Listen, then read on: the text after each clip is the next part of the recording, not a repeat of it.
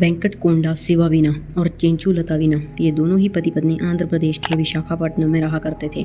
और वो दोनों ही हाईली एजुकेटेड थे। साल 2007 में वो दोनों ही एक अच्छे भविष्य की तलाश में इंडिया से यूएस मूव हो गए बिकॉज उन्हें लगा कि इंडिया में उनके लिए उतनी अपॉर्चुनिटीज़ नहीं हैं। वेंकट और लता यूएस के टेक्सास में आकर सेटल हो गए और इन दोनों को अपनी अपनी क्वालिफिकेशंस के अकॉर्डिंग जल्द ही अच्छी खासी कंपनीज में हाई पेइंग सॉफ्टवेयर इंजीनियर्स की जॉब भी मिल गई और वो दोनों अब बहुत खुश थे बिकॉज फाइनली उनका हार्डवर्क उन्हें पे ऑफ करने लगा था। वेंकट और लता दोनों ही अपने काम में बहुत अच्छे थे and they were very hard working और यही वजह थी कि उनकी बहुत ही जल्दी प्रमोशन भी हो रही थी और अब उन लोगों को यूएस में जॉब करते हुए लगभग 4 साल हो गए थे और ये साल था 2011 और इतने सालों तक काम करके उन्होंने खुद को फाइनेंशियली काफ़ी अपलिफ्ट भी कर लिया था और अब उन्होंने सोचा कि उन्हें अपना परिवार आगे बढ़ाना चाहिए। सो इन 2011 they got blessed with a baby girl और अपनी बच्ची के साथ वेंकट और लता अब टेक्सास से रशिया स्टेट के पेंसिल्वेनिया के एक अपार्टमेंट में मूव हो गए और वो लोग बहुत खुश थे अपनी इस छोटी सी फैमिली में और अपनी इस प्यारी सी बच्ची का उन्होंने नाम रखा सानवी।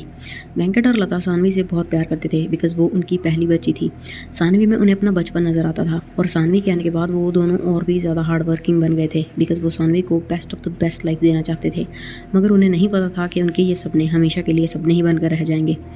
अक्टूबर 2012 सानवी अब लगभग 10 महीनों की हो गई थी एंड उसे देखने के लिए पहली बार इंडिया से उसकी दादी सत्यवती यूएस आई थी और अपनी पोती को पहली बार अपनी आंखों के सामने देख वो भी बहुत खुश थी और वो पूरा दिन सानवी को अपनी गोद में उठाकर रखती और सानवी भी अब अपनी मम्मी पापा के पास कम और अपनी दादी के साथ ज़्यादा रहती। वेंकट और लता की भी सत्यवती जी के आने के बाद से सिरदर्दी थोड़ी कम हो गई थी क्योंकि अब वो लोग सानवी को घर पर उनके पास छोड़कर निश्चिंत होकर अपने काम पर जा सकते थे। 22 अक्टूबर 2012 रोज़ी की तरह वेंकट और लता सुबह अपने काम पर जाने के लिए घर से सत्यवती जी और अपनी बच्ची सानवी को लास्ट टाइम बाय बोलकर चले गए विदाउट इवन रियलाइजिंग कि ये लास्ट टाइम था जब वो सानवी को इस तरह से स्माइल करते हुए देख रहे थे। ऑफिस से अपना काम खत्म करने के बाद वेंकट और लता लगभग 4 बजे के आसपास वापस अपने अपार्टमेंट पर आ गए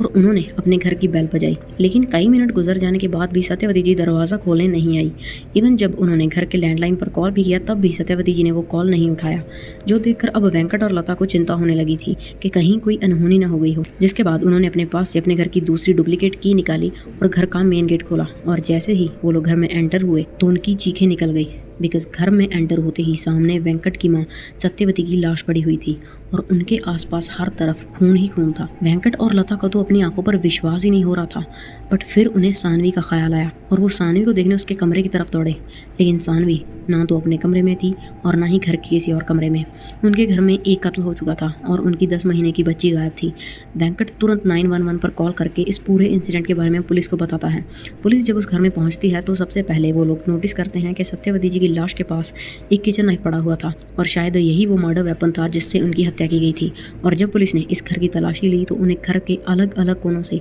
लगभग 10 नोट्स मिले जिन सभी में एक ही सेम चीज़ लिखी हुई थी और वो ये कि अगर वेंकट और लता अपनी बेटी को जिंदा देखना चाहते हैं तो वो लोग चुपचाप उस किडनैपर को $50,000 दे दें वरना वो लोग कभी भी सानवी को जिंदा नहीं देख पाएंगे। जिसका मतलब ये था कि किडनैपर्स घर में सानवी को किडनैप करने आए थे और शायद सत्यवती जी का कत्ल भी उसी बीच हुआ था और अब वो लोग सानवी की जान के बदले उसके पेरेंट्स से $50 लाख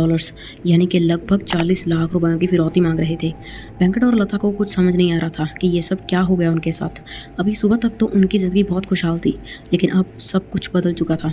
पुलिस उन्हें किसी न किसी तरह दिलासा देती है कि वो लोग जल्द से जल्द उनकी बच्ची को ढूंढ लेंगे और वो लोग हर जगह सानवी की तलाश में जुट जाते हैं। हर न्यूज़ चैनल पर मासूम सानवी की तस्वीरें चलाई जाती हैं, जगह जगह सानवी के मिसिंग होने के पोस्टर्स लगाए जाते हैं इस उम्मीद में कि शायद उसका कुछ पता चल सके। लेकिन हैरानी की बात थी कि इस दौरान कभी भी दोबारा किडनैपर्स ने सानवी के घर वालों से कोई कांटेक्ट नहीं किया जो कि काफ़ी अबनॉर्मल था। तो खैर पुलिस और सानवी के पेरेंट्स इसी तरह सानवी की खोज में लगे हुए थे लेकिन सानवी के घर से गायब होने के चौथे दिन यानी 26 अक्टूबर 2012 को पुलिस को सानवी मिल जाती है लेकिन जिंदा नहीं। दरअसल जिस सानवी को वो सब लोग पिछले 4 दिनों से जगह जगह हर जगह ढूंढ रहे थे वो दरअसल उसी बिल्डिंग की बेसमेंट में मिली जिस बिल्डिंग में वेंकट और लता रहते थे। दरअसल बेसमेंट में एक जिम और सोना बने हुए थे और उसी सोना में पिछले 4 दिन से एक सूटकेस पड़ा हुआ था जिसमें से बहुत ही गंदी बदबू आ रही थी और इसी वजह से लोगों ने पुलिस को इस बारे में इन्फॉर्म किया था। और जब पुलिस ने आकर उस सूटकेस को खोला तो उन्हें उसमें एक टॉवल में लिपटी हुई सानवी की बॉडी मिली जिसके मुंह में एक रुमाल ठूसा हुआ था। पोस्टमार्टम से ये चीज़ तो साफ हो गई थी कि सानवी की मौत दम घुटने की वजह से हुई थी और उसकी हत्या उसी दिन कर दी गई थी जिस दिन उसका किडनैप हुआ था। वेंकट और लता अभी तक सत्यवती जी की मौत से उभरे भी नहीं थे कि उन्हें अपनी मासूम की भी मौत का झटका लग गया और सानवी की लाश के मिलने के बाद यूएस में रहने वाली तेलुगु कम्युनिटी में अथॉरिटीज़ के प्रति बहुत सारा गुस्सा देखने को मिला, क्योंकि दो कत्ल हो चुके थे, लेकिन पुलिस ने अभी तक भी कोई भी अरेस्ट नहीं किया था। जिस वजह से ऊपर से आ रहे प्रेशर की वजह से पुलिस इस केस को सुलझाने में और भी ज़्यादा सीरियस हो गई, मगर फिर भी उन्हें कातिल का कुछ भी सुराग नहीं मिला। लेकिन फिर एक दिन सानवी के पिता वेंकट ने पुलिस को एक ऐसी बात बताई जो थी तो काफ़ी माइनर, लेकिन उसने इस पूरे केस की दिशा ही बदल दी। दरअसल वेंकट ने पुलिस को बताया कि उनके घर पर 22 अक्टूबर को जो रैंसम वाले नोट्स मिले थे उनमें उनके यानी कि वेंकट और लता के निकनेम्स लिखे गए थे, ना कि उनके एक्चुअल नेम्स या फिर सरनेम्स। और इसमें कैच ये था कि वेंकट और लता के इन निकनेम्स के बारे में या तो इंडिया में उनकी फैमिली जानती थी और या फिर यहाँ यूएस में रहने वाले उनके कुछ इंडियन तेलुगु फ्रेंड्स। तो फिर किडनैपर्स को वेंकट और लता के नामों के बारे में कैसे पता चला? And from this point onwards police को ये बात का पता चल चुका था कि कातिल वेंकट और लता का कोई जानने वाला इंडियन दोस्त ही है जो यही यूएस में रहता है। और फिर उन्होंने वेंकट और लता के सभी इंडियन फ्रेंड्स को जीरो इन करना शुरू किया, और तभी उनके शक के घेरे में एक रघुनंदन नंदमुरी नाम का बंदा आया जो कि खुद भी एक तेलुगु था और वेंकट और लता का दोस्त भी। और कमाल की बात ये थी कि ये रघुनंदन भी उसी बिल्डिंग में रहता था जहाँ पर वेंकट और लता का अपार्टमेंट था। पुलिस की रघुनंदन पर शक करने की दो वजहें थी। एक तो ये कि उसे भी वेंकट और लता के निकनेम्स के बारे में जानकारी थी, और दूसरी वजह ये कि रघुनंदन जुए का काफ़ी आदी था और उसने जुए में अपना बहुत सारा पैसा गंवा दिया था, जिस वजह से उसकी फाइनेंशियल कंडीशन काफ़ी ख़राब चल रही थी और ऊपर से उसकी बीवी भी प्रेग्नेंट थी। तो इसलिए रघुनंदन को पैसों की सख्त ज़रूरत थी। तो पुलिस को लगा कि शायद उसी रघुनंदन ने ही पैसों के लिए सानवी का किडनैप किया होगा, और अपने इस शक को यकीन में बदलने के लिए पुलिस ने चुपचाप रघुनंदन का डीएनए कलेक्ट करने के बाद उसे सानवी और सत्यवती की बॉडी पर मिले उस कातिल के डीएनए से मैच करवा कर देखा, एंड इट वॉज मैच, जिसका मतलब ये था कि ये दोनों कत्ल उसी रघुनंदन ने किए थे। जिसके बाद पुलिस ने उसी दिन इस रघुनंदन को एक कसिनो से अरेस्ट कर लिया और अब उससे पूछताछ करनी शुरू की। रघुनंदन को तो विश्वास ही नहीं हो रहा था कि वो पकड़ा गया है, लेकिन उसे ये भी पता था कि अब झूठ बोलने का कोई फ़ायदा नहीं है क्योंकि वो बुरी तरह से फंस चुका है। जिसके बाद उसने अपना सारा जुर्म कबूल कर लिया। रघुनंदन ने पुलिस को बताया कि वो वेंकट और लता से कुछ ही महीनों पहले तेलुगु कम्युनिटी की एक गैदरिंग में मिला था और वहीं से उनकी दोस्ती की शुरुआत हुई थी। और रघुनंदन को पता था कि वेंकट और लता ये दोनों ही पति पत्नी अच्छी हाई पेइंग जॉब्स करते हैं और उनके पास अच्छा खासा पैसा है, और ऊपर से रघुनंदन को पैसों की सख्त ज़रूरत थी क्योंकि वो जुए में बहुत सारा पैसा गंवा चुका था और अब कर्जे में था। इसीलिए उसने ये प्लान बनाया कि अगर वो वेंकट और लता की इकलौती बेटी को किडनैप कर ले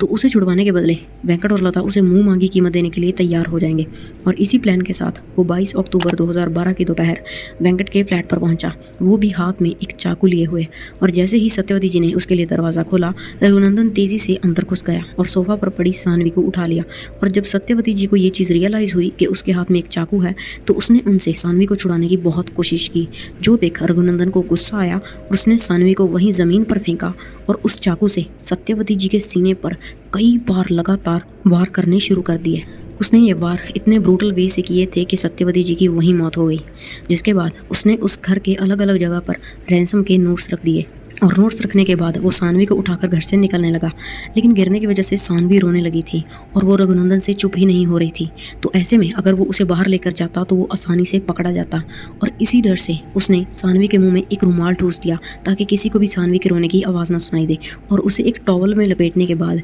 एक सूटकेस में डालकर उनके अपार्टमेंट से निकल गया। लेकिन अब उसे ये समझ नहीं आ रहा था कि वो सानवी को लेकर कहाँ जाए, और काफ़ी देर तक यही चीज़ सोचने के बाद वो आखिर में उसी बिल्डिंग के बेसमेंट में गया और वहीं पर उसने सानवी वाले उस सूटकेस को रख दिया। सूटकेस को वही लावारिस छोड़ने के बाद वो वहाँ से निकल गया, और बाद में जब वेंकट और लता सानवी को यहाँ वहाँ ढूंढ रहे थे तब रघुनंदन भी उन्हीं के साथ सानवी को ढूंढने का नाटक करने में जुट गया। सो रघुनंदन के इस कन्फेशन के बाद 2 सालों तक ये केस कोर्ट में चला, और 2 साल बाद साल 2014 में कोर्ट ने इस केस में सत्यवती और सानवी के कत्ल के लिए रघुनंदन को गिल्टी पाते हुए उसे मौत की सज़ा सुनाई। और साल 2017 में अमेरिका के सुप्रीम कोर्ट ने भी उसकी इस डेथ सेंटेंस को कंफर्म कर दिया। फिलहाल रघुनंदन जेल में अपनी मौत के इंतज़ार में दिन गिन रहा है।